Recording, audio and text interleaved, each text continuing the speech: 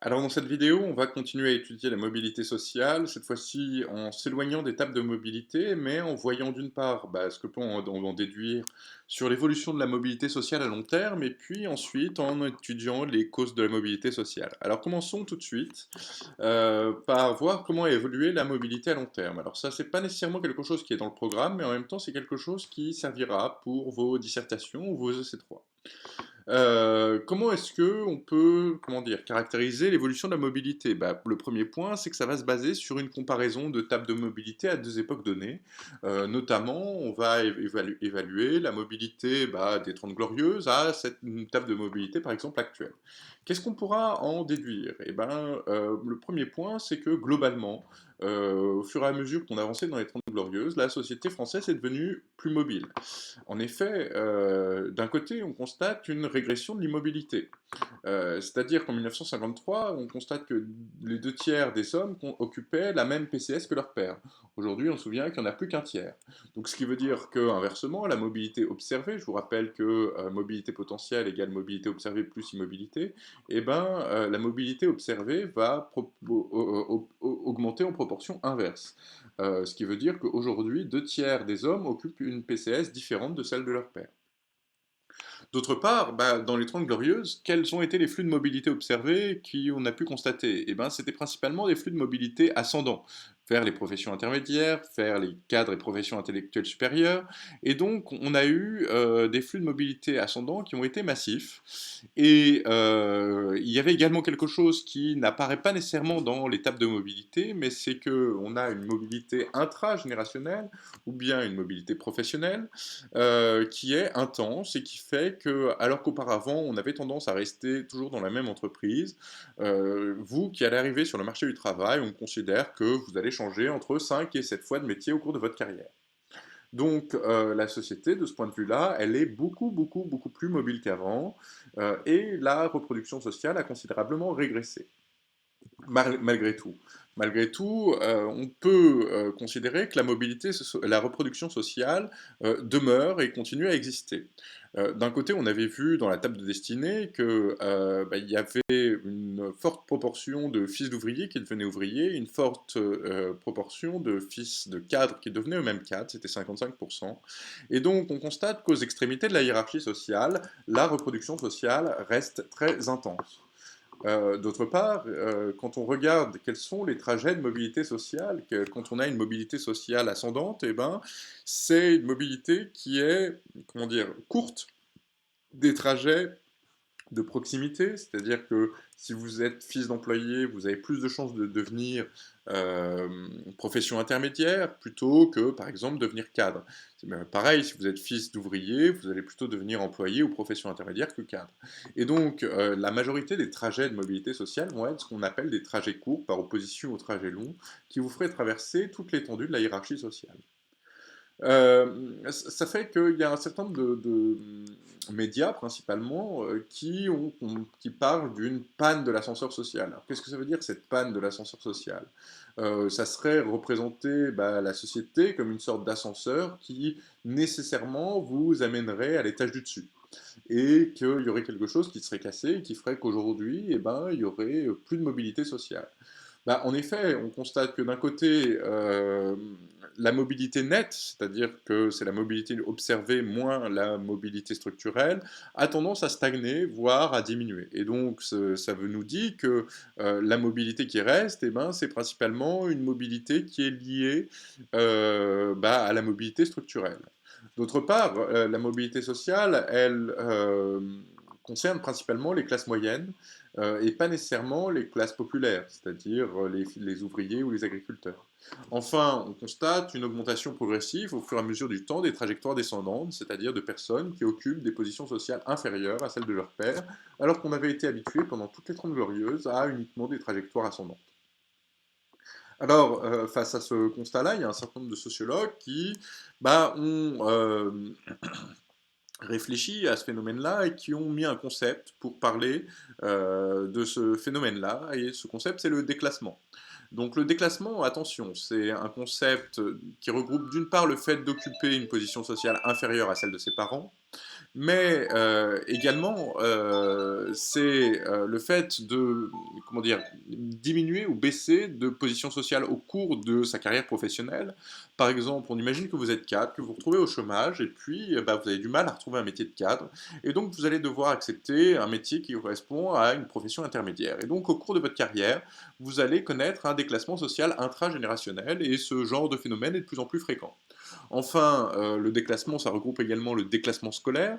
Et donc, le déclassement scolaire, c'est ce qu'on verra avec le paradoxe d'Anderson, c'est le fait d'avoir fait par exemple plus d'études que ses parents et que le diplôme n'est pas le même rendement que le diplôme de ses parents. Et donc toutes ces formes-là sont des formes de déclassement, donc le fait que on occupe une position sociale qui souvent devienne inférieure à celle de nos parents. Il y a un sociologue en particulier qui s'est intéressé au déclassement, Camille Pogny, et qui montre que on constate qu'il y a de plus en plus de trajectoires de mobilité descendante, et que si on continue, ça continue comme ça, dans 15 ans, on aura plus de trajectoires de mobilité descendante que de trajectoires de mobilité ascendante. Et que toutes les classes et les catégories sociales ne sont pas exposées de la même manière au déclassement. En effet, si vous êtes une catégorie plutôt favorisée ou privilégiée, vous avez de fortes chances de faire de bonnes études et le diplôme vous protège d'une forme de déclassement. Et donc, tandis que si jamais vous êtes une catégorie populaire et que vous n'avez pas de diplôme, dans ce cas-là, vous serez très très exposé au déclassement. Et donc ce déclassement, on peut l'interpréter comme la fin du processus de moyennisation tel qu'on l'avait étudié dans le chapitre précédent. C'est-à-dire que pendant toute une partie, suite aux 30 Glorieuses, une classe moyenne importante s'est créée, et on arriverait aujourd'hui à la fin de ce processus de moyennisation et à nouveau à une polarisation de la structure sociale entre d'un côté une classe dominante et d'autre part des classes populaires ou dominées. Et donc voilà, donc on peut voir que dans cette partie-là, au final, la mobilité sociale, elle est plus intense qu'avant, la reproduction sociale est plus faible, bien qu'elle demeure, mais aujourd'hui, on constate que de plus en plus, l'ascenseur social est en panne, c'est-à-dire qu'on n'est plus systématiquement obligé d'avoir une mobilité sociale ascendante, et que pour un certain nombre de personnes, on est touché au moins par le déclassement, ou sinon par une menace du déclassement qui peut frapper à n'importe quel moment. Donc maintenant, il va s'agir d'expliquer cette mobilité sociale. Qu'est-ce qui va déterminer le fait que dans une société, on ait plus ou moins de mobilité sociale, plus ou moins de reproduction sociale? Eh bien, on va voir trois grandes explications. La première explication qu'on va voir, c'est que la structure sociale se transforme, et ce qui entraîne une mobilité structurelle, le concept qu'on avait vu dans les vidéos précédentes. Deuxième explication qu'on verra, c'est que l'école joue un rôle fondamental dans la mobilité sociale des individus. L'école fournit un diplôme qui va, en France, fortement déterminer la carrière que vous allez avoir, et donc plus l'école va être démocratisée, et plus vous avez de chances d'avoir une mobilité sociale. Enfin, dernier point, il y a une part du rôle de la famille qui, dans des stratégies soit de mobilité sociale, soit de reproduction sociale. Donc, trois grandes explications. On va commencer par donc l'explication qui vient nous dire que la mobilité sociale est provoquée par des transformations de la structure économique et sociale. Et donc ça, comme je vous disais, c'est des choses que nous avons déjà vues ensemble, puisque, alors déjà, qu'est-ce que la structure économique et sociale? Eh ben, c'est le fait que la population active soit répartie en différentes professions et catégories socio-professionnelles. Et donc, l'évolution de la structure économique et sociale, c'est le fait que la population active, entre la génération des pères et la génération des fils, se répartit de manière différente entre chaque PCS. On se souvient que on pouvait le mesurer à travers la mobilité structurelle ou contrainte qui venait expliquer une partie de notre mobilité. Et donc là, on rejoint bien cette idée-là que les transformations de la structure sociale viennent expliquer une partie de la mobilité.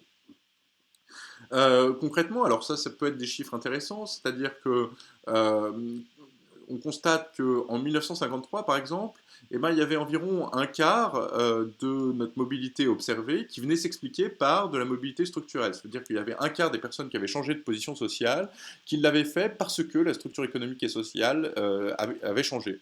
Aujourd'hui, c'est 2 personnes sur 5, 40%. Et donc vous voyez qu'au fur et à mesure du temps, plus on avance dans le temps, et plus la mobilité structurelle vient expliquer des flux de mobilité. Concrètement, regardez. Je vous ai mis là dans le tableau ci-dessous la répartition de la population active en PCS entre 1962 et 2015. Les agriculteurs exploitants étaient 16% de la population active en 1962, ils sont plus que 2% aujourd'hui. Donc là, nécessairement, il va y avoir une partie des agriculteurs qui vont devoir changer de position sociale. Pareil pour les agriculteurs, les artisans, commerçants, chefs d'entreprise, qui sont passés de 11% à 6%. Au contraire, il y en a d'autres qui ont augmenté, les CPIS, les professions intermédiaires ou les employés. Et donc, regardez, comment est-ce qu'on peut déjà expliquer ça? Eh bien, d'une part, cette baisse des agriculteurs exploitants, c'est ce que Henri Mandras appelait la fin des paysans. C'est-à-dire que l'agriculture est devenue plus intensive et il y a eu une augmentation du poids de la taille des exploitations et donc de moins en moins d'agriculteurs dans la population active. La baisse de la part des ouvriers dans la population active, ils perdent 18 points de pourcentage, hein, c'est presque divisé par deux, il y a 2 fois moins d'ouvriers quasiment en 2015 qu'en 1962, et ben on retrouve là concrètement le processus de désindustrialisation. En revanche, ce qu'on constate, c'est que eh ben, comment dire, la tertiarisation, le fait que de plus en plus d'emplois soient créés dans le secteur des services, ça va faire d'une part que vous avez plus d'employés, et comme c'est des professions qui ont besoin de plus d'encadrement, vous allez avoir d'un côté plus de professions intermédiaires, et d'autre part plus de cadres et de professions intellectuelles supérieures. Et donc, vous avez une transformation donc, de la répartition de la population active en secteurs, entre primaire, secondaire et tertiaire, qui vient expliquer une partie de la mobilité sociale, puisque si jamais vous avez des postes qui sont créés dans les cadres et professions intellectuelles supérieures, ça veut dire que plus de personnes vont pouvoir devenir cadres et donc vont avoir une mobilité sociale. Ces chiffres-là, vous pouvez les avoir présentés sous différents aspects, soit sous la forme d'un tableau, comme ça, soit sous la forme d'un graphique, par exemple, qui nous dit exactement la même chose. Si jamais vous avez ce genre de graphique-là au baccalauréat, ça veut dire on vous incite à penser à la notion de mobilité structurelle. Regardez, ça vient nous dire que si vous additionnez tous les points à une date donnée, eh ben, vous allez constater que ça fait 100%. Et quelle que soit la date à laquelle vous vous placiez. Et donc ça vous indique bien la structure des emplois par profession, et puis comme vous avez des dates, là, ça vous permet de voir leur évolution. Et donc au fur et à mesure, la part des ouvriers diminue, la part des employés augmente, des professions intermédiaires augmentent, des cadres augmentent, la part des agriculteurs s'effondre carrément. Une autre manière de représenter exactement la même chose, alors que là, vous avez tout qui est représenté avec une même échelle, que vous avez précisé à gauche, là, et ben, vous pouvez les empiler les unes sur les autres. Et donc, on retrouve exactement la même chose. C'est-à-dire que vous avez une baisse de la diminution des agriculteurs exploitants et des artisans commerçants chefs d'entreprise, au contraire, une augmentation des employés, des pays et des CPIS, et puis une diminution de la part des ouvriers. Et donc, c'est plusieurs manières différentes de représenter exactement les mêmes choses, soit sous forme d'évolution cumulée, soit sous forme d'évolution, soit sous la forme de tableau. C'est pas les seules transformations de la structure économique et sociale qu'on peut constater. D'une part, on constate une augmentation du salariat. C'est-à-dire que, je vous rappelle qu'une personne dans la population active, elle peut être soit indépendante, c'est-à-dire à son compte, ou bien patron, soit salarié, c'est-à-dire travailler pour le compte d'un patron, justement. Eh bien, en 1962, vous aviez 70% de la population active salariée et 30% d'indépendants ou de patrons, alors qu'aujourd'hui, vous avez 90% de la population active qui est salariée. Ça vient expliquer, ça vient s'expliquer en partie par la diminution du nombre d'agriculteurs exploitants et d'artisans commerçants chefs d'entreprise. Voilà, c'est la même chose, présentée de manière différente. D'autre part, on constate que le diplôme moyen a fortement augmenté. De plus en plus de personnes arrivent diplômées du baccalauréat. Ensuite, il y a un autre phénomène qui n'apparaît pas dans les tables de mobilité, mais qui me semble important de mentionner, c'est la féminisation de la population active. Les femmes, en 1960, elles représentaient 30% de la population active, elles représentent plus de 85%, presque 47,5% aujourd'hui. Et donc les femmes sont entrées massivement sur le marché du travail. Et puis on a eu la moyennisation de la société qui vient changer les besoins et demander une augmentation des services au détriment des biens. Et donc, toutes ces transformations de la structure économique et sociale, ça vient provoquer une transformation des PCS et donc une mobilité structurelle. Donc, on a bien les transformations de la structure économique et sociale qui viennent provoquer une mobilité structurelle et donc un flux de mobilité. Deuxième question, deuxième facteur de la mobilité sociale, c'est l'école. Et on peut se poser la question suivante, on vous posera sûrement la même question au baccalauréat. Est-ce que l'école favorise la mobilité sociale ou au contraire, est-ce qu'elle favorise la reproduction sociale? Eh bien, il faut, pour répondre à cette question, se remettre dans un cadre historique un peu large. Euh, D'une part, il faut avoir conscience qu'au XIXe siècle, pour une grande partie de la population, c'était pas évident de faire des études. En effet, les ouvriers ou les agriculteurs considéraient que, en raison de leurs revenus, les enfants étaient plutôt une charge et leur intérêt était plutôt de les mettre très rapidement au travail plutôt que de les mettre à une école qui était à l'époque payante. Et donc, les enfants d'ouvriers ou d'agriculteurs ne faisaient pas d'études, et ceux qui faisaient des études, c'était plutôt les enfants de la bourgeoisie. Et donc, vous voyez qu'au XIXe siècle, l'école favorisait totalement la reproduction sociale, puisque la partie éduquée était la partie qui provenait d'une population déjà éduquée. Euh, Au XXe siècle, il y a eu quelques transformations qu'on va étudier juste après, mais il faut savoir que jusqu'à la Deuxième Guerre mondiale, le système scolaire en France, il était dual. Et vous aviez d'un côté une école élémentaire pour les enfants des classes populaires qui aboutissait au certificat d'études. Et le certificat d'études, qui était quelque chose d'assez dur à avoir, ça venait marquer la fin de votre scolarité, et puis après vous alliez pouvoir occuper un emploi d'exécution.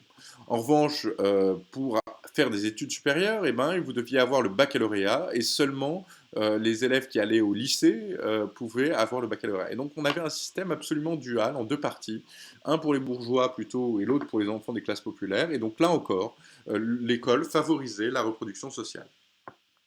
Mais il va y avoir des transformations de l'institution scolaire qui vont favoriser la mobilité sociale des individus. C'est quoi ces transformations? Le premier, c'est qu'on va généraliser l'enseignement primaire, c'est-à-dire l'école primaire et secondaire, collège et lycée. D'une part, les lois Ferry de 1881 et 1882 vont rendre la scolarité gratuite et obligatoire jusqu'à 12 ans.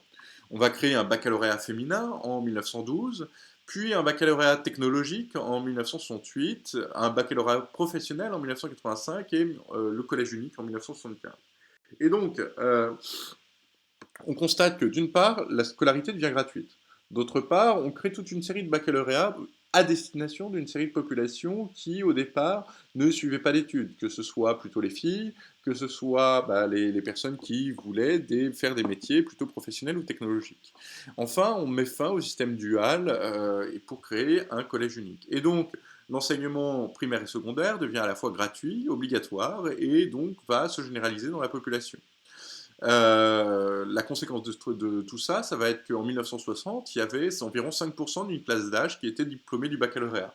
Aujourd'hui, on est près de 70% d'une classe d'âge à être diplômée du baccalauréat. Le deuxième point, c'est que la scolarité va devenir obligatoire de plus en plus longtemps. En 1881, la scolarité obligatoire devient obligatoire jusqu'à 12 ans. Je vous rappelle, c'était pour éviter que les enfants d'ouvriers ou d'agriculteurs aillent travailler à la ferme ou à l'usine plutôt que de faire des études. Mais en 1959, cette scolarité obligatoire va être allongée jusqu'à 16 ans, de manière à insérer plus fortement et former plus intensément les jeunes et leur donner de nouvelles compétences. Enfin, on va ouvrir l'enseignement supérieur à tous, d'une part en créant des filières d'études supérieures courtes, comme les BTS ou les IUT dans les années 60, et puis en augmentant progressivement le nombre de places à l'université. Et donc de plus en plus d'enfants vont poursuivre des études supérieures. Et donc tout ça, ça va provoquer une mobilité sociale ascendante. Regardez le petit schéma que vous avez sur la gauche. Vous voyez que ça a une répartition de l'emploi par niveau de diplôme. Et on constate qu'au fur et à mesure qu'on évolue dans le temps, le nombre de personnes sans diplôme dans la population active diminue. Au contraire, on a de plus en plus de personnes qui ont soit le brevet, soit un CAP, soit le bac ou des études supérieures. Et donc, cette augmentation du niveau de diplôme dans la population active va avoir des conséquences. Ça veut dire que toute une partie de la population qui auparavant n'avait pas accès nécessairement à une mobilité sociale ascendante, grâce aux études, va pouvoir occuper des métiers supérieurs à ceux de leurs parents. Ça va être le cas d'enfants de classes populaires qui vont pouvoir faire des études et puis avoir une mobilité ascendante. Ça va être le cas surtout des femmes qui, à partir de 1970, vont être plus diplômées du baccalauréat que les hommes. Et puis, à partir de 1973, il y aura plus d'étudiantes que d'étudiants. Enfin, pour les enfants d'immigrés, c'est quelque chose qui a provoqué aussi, entraîné une mobilité sociale ascendante forte. Et donc, on constate qu'il y a un lien fort entre le diplôme, non seulement avec la nature de l'emploi exercé, la PCS que vous allez occuper, mais aussi le niveau de rémunération ou bien votre exposition au chômage. Et donc, l'école, dans les sociétés contemporaines, c'est un facteur important de mobilité sociale. Euh, Cependant, on peut aussi considérer que cette démocratisation scolaire, puisque c'est bien ce qui s'est passé, l'école s'est ouverte à de plus en plus d'élèves, elle est inachevée. Et qu'aujourd'hui, on aurait une forme de démocratisation ségrégative, ce qui voudrait dire que même si l'école est ouverte à tous, elle va reproduire des inégalités, elle va en créer de nouvelles. En effet, on peut constater que aujourd'hui encore, vous n'allez pas réussir de la même manière à l'école en fonction de votre origine sociale. En effet, les chiffres montrent que 85% des enfants de cadre ont le baccalauréat, alors qu'il y en aura seulement un sur deux pour les enfants d'ouvriers ou d'employés. Et on constate également la même chose au niveau des études supérieures, puisque 60% des enfants de cadre auront un diplôme du supérieur, contre seulement 30% des enfants d'ouvriers ou d'employés. Et donc il y a de fortes inégalités entre, d'un côté, les enfants de cadre et puis les enfants des classes populaires. On aurait, pour expliquer le fait que l'école favorise la reproduction sociale, une première explication. C'est que, à la base, les familles disposent d'un capital économique différent, qui vont, par exemple, pour ceux qui disposent d'un capital économique, c'est-à-dire de revenus, de patrimoine, etc., etc., vont leur permettre de financer pour leurs enfants des études privées ou bien des études supérieures sans qu'ils aient à faire un petit boulot à côté. Et donc, ça permettrait d'expliquer qu'il y a des inégalités à l'école. Mais malgré tout, les sociologues ont toujours considéré que c'est une explication insuffisante. Et en étudiant un peu en détail les chiffres, on constate qu'il y a besoin d'avoir d'autres facteurs d'explication de ces inégalités sociales. Euh, le premier auteur important à retenir dans ce chapitre-là, vraiment c'est très important que vous reteniez ça, c'est Pierre Bourdieu. Pierre Bourdieu, dans Les Héritiers, qu'il a écrit avec Jean-Claude Passeron, donc c'est un ouvrage dans lequel il étudie comment dire, les étudiants en lettres à Paris dans les années 60, il montre que les inégalités peuvent s'expliquer par des différences de capital culturel entre familles. Qu'est-ce que c'est que le capital culturel? Eh ben, ça va être des ensembles de comportements, d'attitudes ou de pratiques, notamment la langue que vous allez parler, ou bien votre rapport que vous allez avoir à l'école, qui vont être intériorisés au moment de votre socialisation avec votre famille. Et donc, ça va influencer tout votre parcours, aussi bien à l'école que dans votre carrière professionnelle, etc., etc. Ça va être par exemple le fait d'avoir accès ou pas à des ouvrages, à des livres, le type de livre que vous allez lire. Ça va être le fait de fréquenter les musées, la musique que vous allez écouter, etc. etc. Et ben, il va y avoir certaines familles qui vont transmettre un capital culturel qui va être valorisé par l'école, tandis que dans d'autres, le capital culturel qui va vous être transmis eh ben, ne va pas vous favoriser à l'école. Et au final, l'école, eh ben, Bourdieu, il considère que c'est une institution qui vient, comment dire, mettre des notes sur le capital culturel des parents. Et au final, donner un diplôme qui vient légitimer ces inégalités. Euh, la force de l'analyse de Bourdieu, c'est que il considère que l'école, elle ne se rend pas compte de son biais, du fait qu'elle va favoriser les enfants des classes dominantes au détriment des classes dominées, puisqu'elle considère que les professeurs ont une idéologie du don, c'est-à-dire que pourquoi est-ce qu'un élève est bon par rapport à un autre? C'est parce qu'il va être doué. On va considérer qu'un tel est doué et un tel n'est pas doué. Et ça vient masquer en fait que les professeurs valorisent le capital culturel de la famille.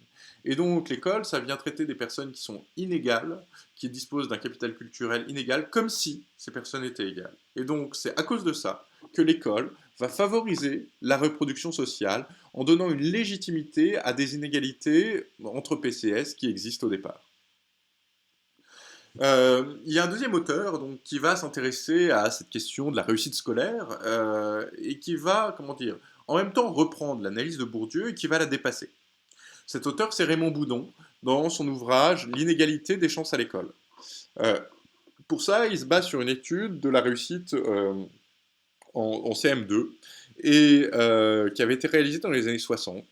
Et il va étudier les chiffres et les orientations. Et il va, d'une part, constater, comme Bourdieu, que, en fonction de notre milieu d'origine, on va réussir plus ou moins à l'école. Il constate que les enfants de cadres sont plus nombreux parmi les très bons élèves que les enfants d'ouvriers. Et au contraire, qu'ils sont, voilà, le nombre d'élèves plutôt médiocres ou mauvais sont à peu près le même chez les fils de cadres et les fils d'ouvriers. Mais là, ce qui va être très intéressant chez Boudon, c'est qu'il va montrer que qu'on prenne deux bons élèves ou deux mauvais élèves, en fonction de leur origine sociale, ils vont choisir des orientations différentes.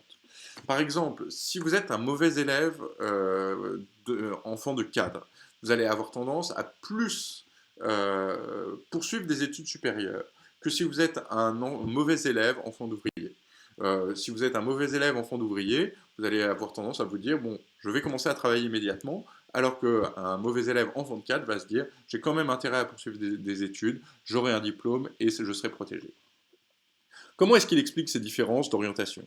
Eh ben, il explique par le fait que chaque famille met en place des stratégies d'orientation en fonction de ses connaissances du système d'orientation et un calcul coût-avantage. Qu'est-ce que ça va me coûter de poursuivre mes études dans telle filière et quels sont les avantages que je vais en retirer? Et il va y avoir quelque chose qui va agir, ça va être ce qu'on appelle le groupe de référence. C'est une notion qu'on avait vue en première et qui est une théorie d'un sociologue américain qui s'appelle Robert King Merton. Et il distingue le groupe d'appartenance, le groupe auquel on appartient, du groupe de référence auquel on souhaiterait appartenir. Et ben, plus vous allez appartenir à une PCS élevée, et plus votre groupe de référence va être élevé. Et donc vous allez vous projeter dans des métiers plus élevés que des enfants des classes populaires. Et donc, en fonction de ce groupe de référence, ça va influencer vos décisions, votre calcul coût-avantage et donc votre choix d'orientation. C'est ce qui va expliquer le fait que, qu'on soit bon ou qu'on soit pas bon, on ne va pas choisir des orientations similaires. Un autre exemple, c'est un enfant de classe populaire qui a 18 de moyenne, eh ben, il aura moins tendance à faire une classe préparatoire aux grandes écoles plutôt qu'un enfant de cadre. Il va considérer que bah, il n'a peut-être pas intérêt ou que il va pas être suffisamment bon alors qu'il est largement meilleur que d'autres élèves qui vont faire des prépas. Euh, et donc au final, le système scolaire, bah, c'est un système dans lequel on a plusieurs points d'orientation, plusieurs points de bifurcation. Et donc ce qui fait que même si on a une petite inégalité d'orientation en fonction de l'origine sociale, et ben, si on répète cette inégalité 3 à 4 fois, et ben, à la fin on obtient un fossé, il y a une grande, grande inégalité. Et donc qu'est-ce qui explique que l'école favorise la reproduction sociale? C'est en même temps les stratégies d'orientation des familles et les points de bifurcation du système scolaire à bien comprendre.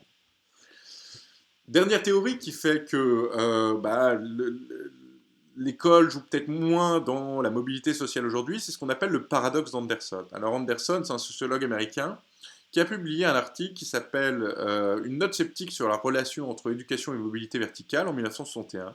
Je vous ai traduit le titre de l'article. Et il va montrer dans cet article que le fait d'avoir un meilleur diplôme que ses parents, ça ne va pas nécessairement garantir le fait d'avoir une promotion sociale.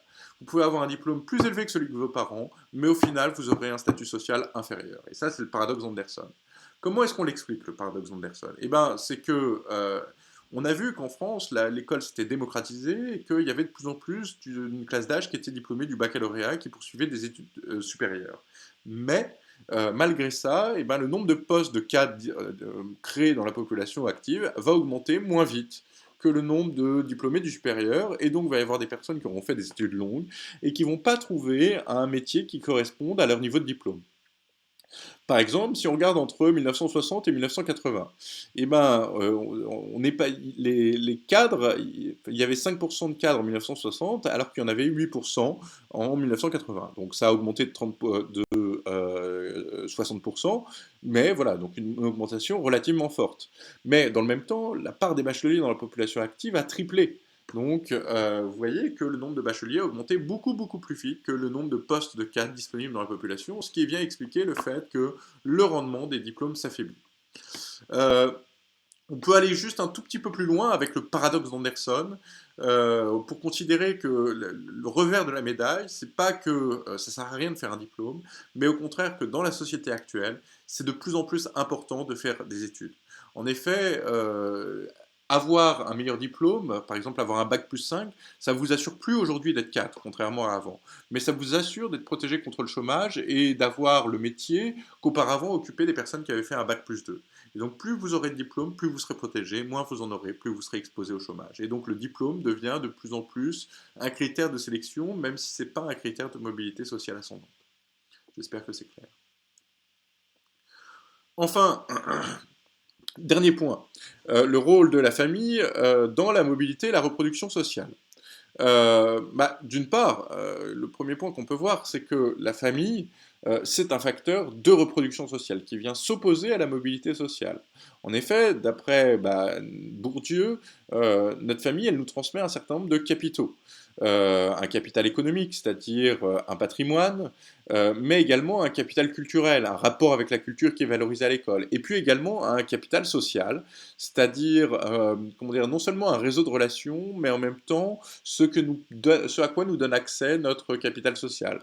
Par exemple, on observe qu'à niveau de diplôme égal, en fonction de votre origine sociale, eh ben, des personnes vont trouver plus facilement un travail de cadre que d'autres parce qu'ils ont des relations. Et donc, la famille, en transmettant ses capitaux à leurs enfants, eh ben, ils favorisent la reproduction sociale, c'est-à-dire le fait que les enfants occupent une position sociale similaire à celle de leurs parents. D'autre part, la famille, elle contribue à la reproduction sociale parce que la famille, c'est une instance essentielle de la socialisation primaire. Elle nous apprend des normes, des valeurs et des rôles, et ça va, comment dire, faire en sorte, ça va avoir une grosse influence sur notre position sociale future. On peut prendre quelques exemples. En fonction de notre famille, on va faire des choix d'orientation différents. C'était la théorie de Boudon, donc là, je vous rappelle, revenez là-dessus. Mais également, notre famille, eh ben, elle va avoir une influence pas directe, mais en tout cas assez forte sur la personne avec qui on va se marier. C'est-à-dire que l'homogamie, c'est le fait de se marier avec quelqu'un qui ait une même position sociale similaire ou une origine sociale similaire. Et ben, l'homogamie en France, ça fait que 30% des personnes se marient avec quelqu'un qui a exactement la même position, la même PCS que nous. Au sens large, c'est-à-dire quelqu'un qui a une position sociale proche, c'est 2 tiers des personnes en France qui se marient avec quelqu'un qui a une position sociale proche. Et donc on voit bien cette influence à travers les normes, les valeurs, qui vont, comment dire, non pas définir notre choix, mais en tout cas l'influencer. Euh, et donc, on peut aussi prendre l'exemple un peu plus visible des rallyes, où là, il y a des stratégies carrément familiales, de faire donc un rallye bourgeois, par exemple, c'est des soirées qui sont organisées entre jeunes issus de bonnes familles, pour qu'ils fassent entre eux des rencontres, voilà, qui passent des soirées ensemble. Et donc, ça permet non seulement de définir un capital social, mais en même temps, ça favorise les rencontres amoureuses et donc l'homogamie. Dernier point, cette socialisation, elle joue dans le rapport des rôles hommes-femmes. Et donc on constate que, par exemple, dans la répartition des tâches domestiques, il y a une grosse reproduction sociale qui vient s'opposer quelque part à la mobilité sociale des femmes, notamment dans tout ce qui est plafond de verre. Bon, je ne rentre pas dans les détails. Mais il ne faut pas non plus avoir seulement l'idée de la famille qui vient favoriser la reproduction sociale. En effet, les familles, elles peuvent également permettre de la mobilité sociale. Et ça, il y a 2 arguments qui sont très importants. Le premier point, c'est que donc Robert Merton, on avait vu tout à l'heure qu'il nous parlait du groupe de référence. En effet, il distingue notre groupe d'appartenance, la position sociale de notre famille, du groupe de référence. À quel groupe social on veut appartenir. Si votre groupe de référence est différent de votre groupe d'appartenance, vous allez pouvoir mettre en place une socialisation anticipatrice, c'est-à-dire que vous allez pouvoir intérioriser par avance les normes, les valeurs et les rôles des groupes auxquels vous souhaiteriez appartenir. Et donc, ça va faire en sorte que, par exemple, si jamais vous êtes fils d'ouvrier et que vous voulez impérativement devenir banquier, vous allez progressivement, d'une part, faire les choix d'études qui vont vous permettre de faire ça, devenir bon en maths et en éco pour devenir banquier, et donc progressivement intégrer les normes, les valeurs et les rôles qui vont vous permettre plus tard d'avoir une mobilité ascendante. Et cette socialisation anticipatrice, elle permet notamment d'expliquer pourquoi pourquoi est-ce que les filles réussissent de plus en plus à l'école et aussi les enfants d'immigrés investissent énormément à l'école. Et donc il y a des grandes stratégies qui sont mises en œuvre de manière à favoriser la mobilité sociale des enfants. Et puis, dernier point, comment dire, on avait vu tout à l'heure la théorie de Bourdieu du capital culturel. D'après Bourdieu, eh ben, en fonction de notre capital culturel, on va réussir ou rater à l'école. Et c'est quelque chose qui est un peu monolithique, c'est-à-dire que voilà, si vous êtes fils d'ouvrier, vous êtes quelque part destiné à échouer à l'école. Or, quand on regarde les chiffres, on constate que c'est pas ça, qu'il y a ce qu'on appelle des miraculés scolaires, c'est-à-dire des enfants d'ouvriers qui vont très bien réussir, et au contraire des enfants de cadres qui vont faire des études très médiocres. Bah, comment est-ce qu'on peut expliquer le fait que ça aille à l'encontre de notre capital culturel?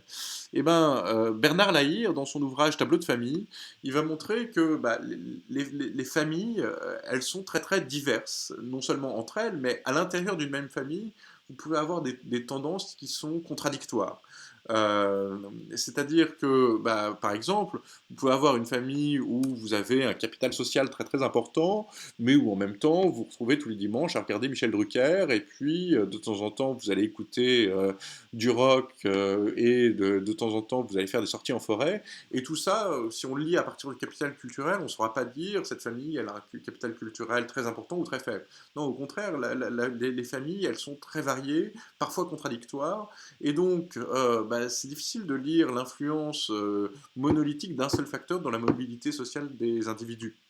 Et par conséquent, il faut tenir compte du fait que la famille soit plurielle et que le climat familial, la forme particulière de la famille, son rapport à la culture, son rapport à l'autorité, etc., ça va avoir une influence sur la mobilité sociale. Et donc c'est ça qui explique que la famille, c'est pas seulement un truc de reproduction sociale, ça permet également la mobilité sociale.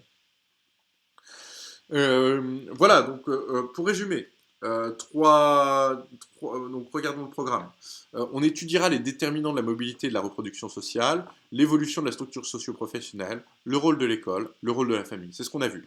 Les acquis de première qu'on devait voir, c'était la notion de groupe d'appartenance, de groupe de référence, socialisation anticipatrice et capital social. Tout ça, on l'a vu. Capital culturel et paradoxe d'Anderson, ça aussi c'est vu. Maintenant, voyons les sujets du baccalauréat. Déjà, je tiens à vous dire que... Qu'est-ce que je voulais vous dire? Euh, oui, vous pouvez avoir, par exemple, il y a un certain nombre de sujets qui ne sont pas encore tombés. Je pense, par exemple, présenter, illustrer le paradoxe d'Anderson, présenter, je sais pas, la notion de capital culturel, etc., etc. Donc ça, c'est des choses que vous pouvez avoir en EC1. Mais si on regarde les EC3 et les dissertations, bon, vous avez, on va dire, deux grands types de sujets. Le premier type de sujet, on vous demande d'étudier le rôle de l'école ou bien le rôle de la famille dans la mobilité sociale. Donc il faut montrer à chaque fois que l'école, ça favorise la mobilité sociale d'un côté, mais ça favorise la reproduction sociale de l'autre, ou quelque chose comme ça. Vous montrerez que la famille peut constituer un frein à la mobilité sociale des individus, et donc la famille favorise la reproduction sociale. Bon. Donc là, vous voyez toujours, on s'intéresse soit à une partie, surtout à l'école, soit à la famille. C'est moins probable que vous ayez quelque chose sur l'évolution de la structure socio-professionnelle, qui est un peu plus dur à traiter. Le deuxième type de sujet que vous pouvez avoir, c'est sur un sujet plus global. Quels sont les déterminants de la mobilité sociale en France? Et c'est sur ce sujet que je vais m'arrêter un peu. Les déterminants de la mobilité sociale, donc c'est grand 1, l'évolution de la structure socio-professionnelle, 2, l'école, 3, la famille. Donc là, vous devez me parler de tout ça en utilisant ce terme-là. C'est vraiment ce qu'on attend de vous. Donc c'est un sujet global sur cette partie du programme. Regardez, je vous ai mis les documents qui sont liés à ce sujet-là. Là, vous avez une table de destinée, enfin deux tables de destinée, puisque c'est un document qui vous permet de comparer la mobilité sociale en 1977 et en 2003. Donc on se souvient, table de destinée, c'est 22% des fils d'agriculteurs sont devenus agriculteurs en 2003. 36% des fils d'agriculteurs devenaient agriculteurs en 1977. Donc ça va vous servir, ce document-là, il va vous servir à vous donner des exemples de flux de mobilité sociale et venir appuyer, illustrer votre propos. Deuxième document, alors ça j'espère que après ce qu'on a vu ça vous paraît clair, donc c'est une répartition de l'emploi par catégorie socio-professionnelle. On se souvient que vous avez toutes les PCS qui vous sont présentées ici, que là leur somme ça fait 100%, donc votre ensemble c'est votre population active, et donc vous voyez que eh ben, on constate bon, bah, la fin des paysans, la désindustrialisation avec la baisse de la part des ouvriers et au contraire la tertiarisation.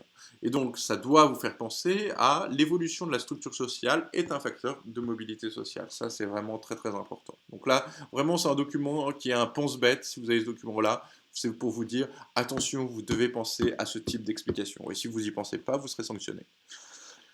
Ensuite, ce document-là, alors celui-là, il est très très très très très intéressant parce que, alors, d'une part, donc il nous compare les enfants dont le père est cadre et les enfants dont le père n'est pas cadre. Donc on s'intéresse aux cadres par rapport aux autres.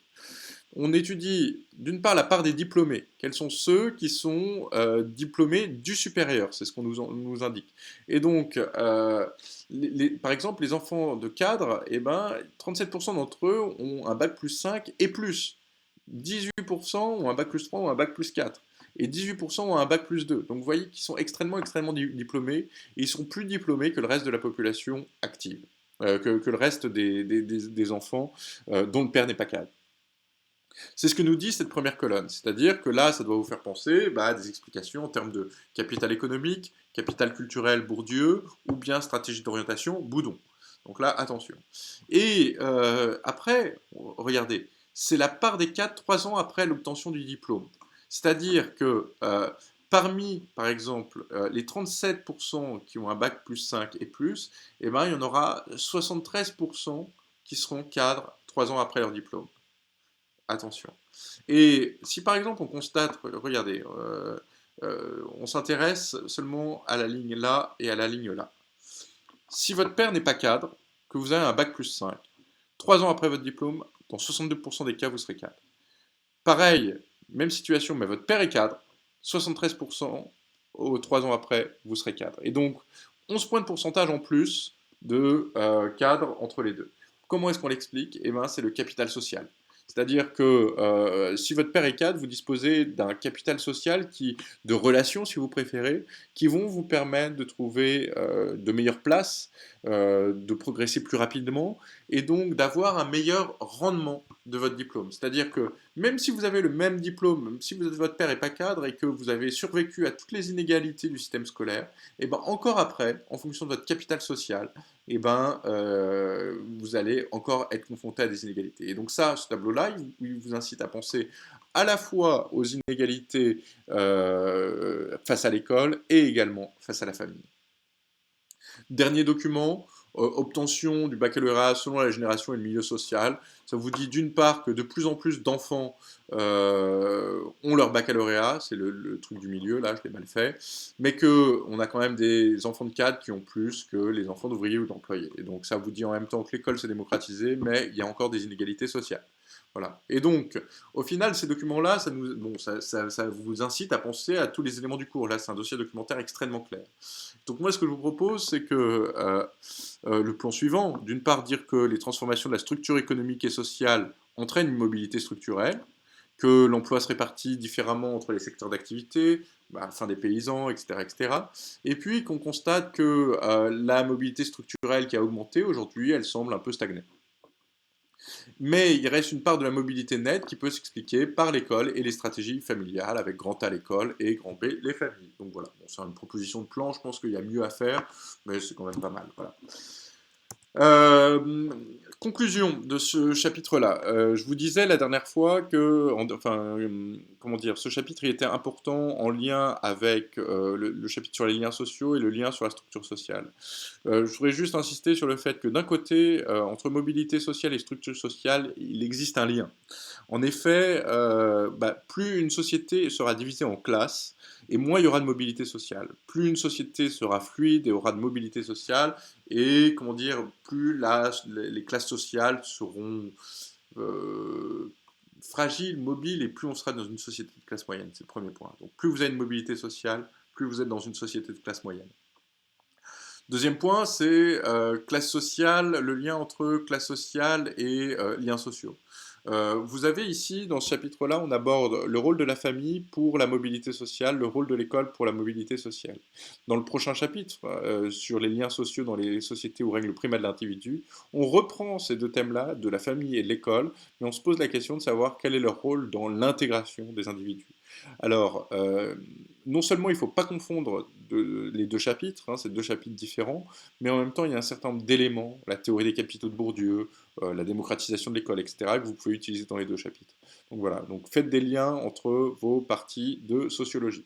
Voilà, je vous remercie pour votre attention, je vous souhaite une bonne journée, au revoir.